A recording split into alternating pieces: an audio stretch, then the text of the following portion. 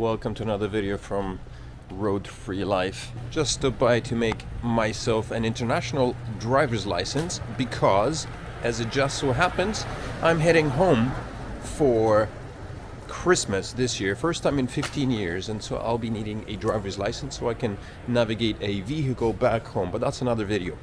In this video, I'd like to talk about something that came up recently on Facebook in one of the groups that people talked about, and so I've decided I've got a little ways to get back to work, and I figured why not take you along with me and walk through the crowded streets here of main streets of the city, and I'll explain to you what the issue is.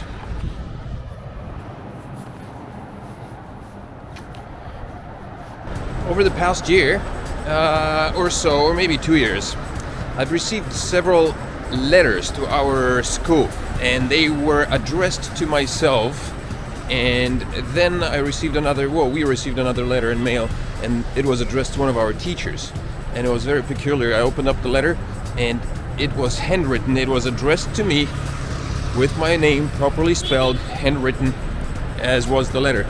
I read through it a little bit, and I was surprised to see it, first of all, because I had no idea who it was from. And who writes handwritten letters these days anymore? Nobody does. So this was kind of an oddity to receive. Turned out that it was a handwritten letter from the Jehovah's Witnesses.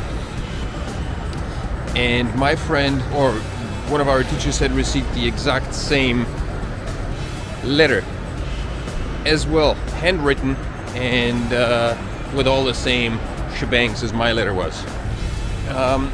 So after realizing where this letter came from, I basically tossed it in the trash bin, because I'm not really of that persuasion, following cults of that kind. And to my surprise, I've received the same letter, I think 2 or 3 more times throughout the year, and our teacher as well. And actually he informed me that he had received these letters in the past previously. So that was a bit of a shocker. Not only that, maybe a few months later, actually a long while later, there were a few more letters that arrived to our school from same kind of addressee, same handwritten letters, but they were addressed to teachers that used to work for us but no longer did. And so the strange thing was that, the question arises, where did these people get the addresses from? How did they get our names? Yesterday on Facebook, somebody posted a message saying that they had received a letter like that it was addressed to them. It had the name of their school on it. It had their name. It was a handwritten letter with a little barcode on the side of the letter, which you could scan with your phone, I guess, and that would direct you to a website or whatever. And it was from Jehovah's Witnesses as well. Talked about the Bible and whatnot. And of course, in the comment sections, other people came forward saying the exact same thing, that they also received handwritten letters with their names and with their school addresses. All these letters were directed to their schools, I think, to their businesses, which can mean one of two things. Actually, I guess could mean several things, but the main thing it would probably mean is that either the MO, the Ministry of Education, or some other institution that has our addresses, our details, the details of expats living here in Ulsan,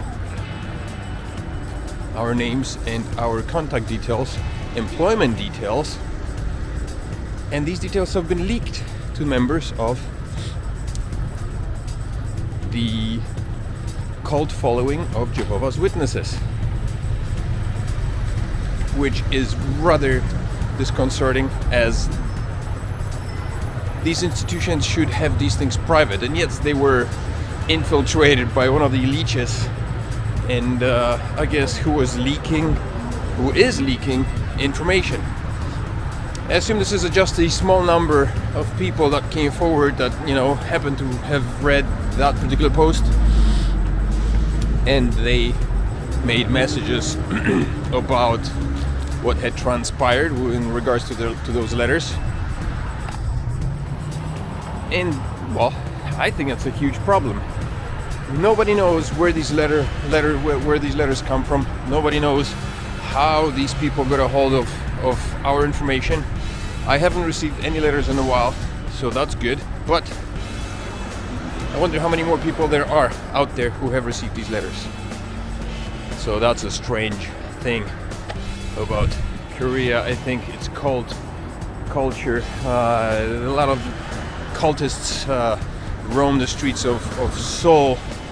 I think Seoul is well known for that, for people being randomly approached by complete strangers and offering them to take them to meetings or to be friends or to show them around the city, and and then getting suckered, and those people getting suckered into becoming cult members. I personally have never experienced anything like that here, but these letters are, I guess, the closest thing to anybody trying to grab my hand and take me into a cult meeting.